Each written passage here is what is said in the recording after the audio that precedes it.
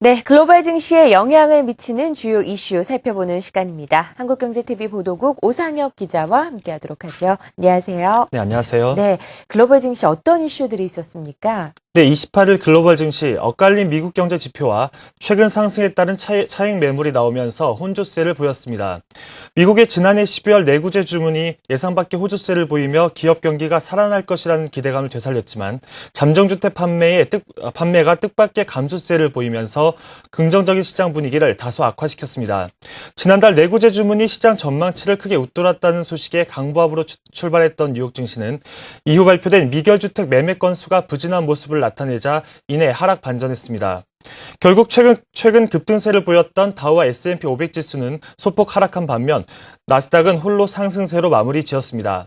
앞서 마감한 유럽 증시는 굵직한 재료가 없는 가운데 미국 경제에 다소 민감한 반응을 보이면서 영국과 프랑스는 강보합으로 마감을 했고 지난 주말 5년 만에 최고치를 기록했던 독일 증시는 다소 조정을 받으면서 약보합으로 장을 마감했습니다.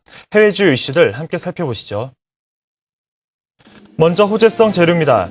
미국의 지난달 내구재 주문이 월가 예상을 크게 웃돌았습니다. 핵심 자본재 주문도 호조를 보이며 향후 기업들의 설비 투자 증가와 그에 따른 수출 증가 기대감이 살아날 것으로 보입니다. 국제신용평가사 피치가 미국 정치권이 국가부채 한도의 한시적 증액안에 합의함으로써 국가신용등급이 강등될 단기적 위기에서 일단 벗어났다고 밝혔습니다. 하지만 재정적자 감축 방안이 마련되지 않을 경우 부정적인 전망은 올해 말 신용등급 강등으로 이어질 것이라고 경고했습니다. 석유 수출국 기구 오펙의 압둘라 엘 바드리 사무총장은 원유 시장이 균형적이며 유가가 폭락할 가능성에 대해 우려하고 있지 않다고 밝혔습니다. 다음은 악재성 요인입니다. 미국의 지난달 미결주택 매매 건수가 재고 물량 부족으로 지난해 8월 이후 처음으로 하락세를 나타냈습니다. 이에 따라 주택 경기 회복도 다소 불균형적인 모습을 보일 것으로 예상됩니다. 미국 연방정부가 재정절벽 고비를 넘긴 뒤 1조 2천억 달러의 예산 지출 삭감이라는 새로운 위기에 직면했습니다.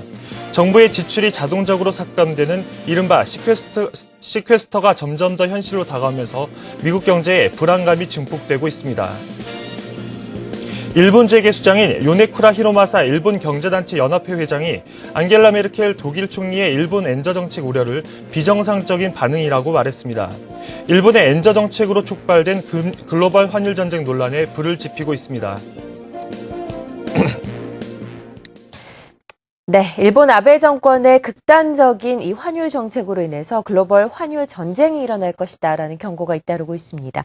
이 가운데 일본이 한국의 희생을 딛고 일어나고 있다라는 보도가 나왔다고요. 어떤 소식입니까? 네, 그렇습니다. 블룸버그 통신이 엔화 가치를 떨어뜨려 내수 경기를 살리려는 일본의 무제한 돈풀기에 대해 주식회사 일본이 환율 전쟁으로 주식회사 한국을 누르고 부활하고 있다고 보도했는데요.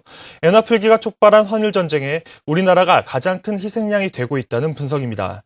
블룸버그는 미국과 유럽을 놓고 일본과 수출 경쟁을 하는 한국 기업은 원엔 환율 변동에 직격탄을 맞고 있다고 진단했는데요. 먼저 엔화 약세의 최대 수혜자는 바로 일본 수출 산업이죠. 그중에서도 엔저 효과를 톡톡히 보는 대표적인 산업은 바로 자동차 업계입니다. 자동차는 해외 판매 과정에서 딜러들의 마진을 챙겨줘야 하기 때문에 통화가치 상승으로 수출 가격이 오를 경우 업체가 그 손해를 고스란히 떠안아야 하기 때문인데요. 블룸버그에 따르면 시장 분석가들은 오는 3월 종료되는 2012 회계연도 도요타의 순이익이 지난해보다 무려 3배 가까이 늘어난 8,907억 엔, 우리 돈으로 약 10조 5,600억 원에 이를 것으로 예상하고 있습니다. 반면 우리나라는 4년여 동안 지속된 고환율 효과가 소멸되면서 충격이 더욱 가중되고 있다고 지적했는데요. 뱅크 오브 아메리카와 메릴 린치도 최근 보고서에서 한국 제조업이 그간 누려온 환율상의 구조적 유리함에 먹구름이 들이우기 시작했다고 분석했습니다. 특히 도요타와 경쟁을 벌이는 현대 기아차의 타격이 클 것으로 우려되는데요. 양사 모두 엔저 원고 영향으로 4분기 영업이익이 모두 후퇴한 상황입니다. 현대 기아차는 엔저의 영향으로 경쟁이 심한 호주와 러시아 등지에서 일본 업체들이 공격적인 마케팅을 펼칠 것이라며 경계하는 분위기입니다. 삼성전자의 경우 소니와 파나소닉 등 일본 경쟁 업체와 격차가 워낙 벌어져 있어 자동차만큼 직접적 타격은 입지 않겠지만 시장에서는 벌써부터 실적 악화에 대한 우려가 커지고 있습니다. 대규모 돈풀기와 경기 부양을 골자로 하는 아베노믹스는 엔저 유도를 통한 기업 회생과 더불어 경제 성장률 회복도 견인할 것으로 예상되는데요. 일본 정부는 2013년 회계연도의 실질 국내 총생산 성장률이 2.5%, 실질 성장률에 물가 상승률을 더한 명목 성장률은 22년 만에 가장 높은 2.7%에 달할 것이라는 공식적인 전망을 내놨는데요. 일본 정부는 달러당 95엔 선을 염두에 두고 엔화 가치 추가 하락을 유도할 가능성이 높아 보여 주식회사 한국과 일본의 희비는 앞으로 더욱 극명하게 엇갈릴 것으로 예상됩니다. 실제로 독일과 중국 등 세계 각국의 비판에도 불구하고 일본은 무제한 엔화 풀기를 계속하겠다는 뜻을 밝혔는데요. 아베 신조 총리는 최근 경제 살리기를 가장 크고 중요한 과제로 규정하며 디플레이션 탈피를 위한 대담한 정책 전환을 진행해 강한 경제를 되찾겠다고 선언했습니다.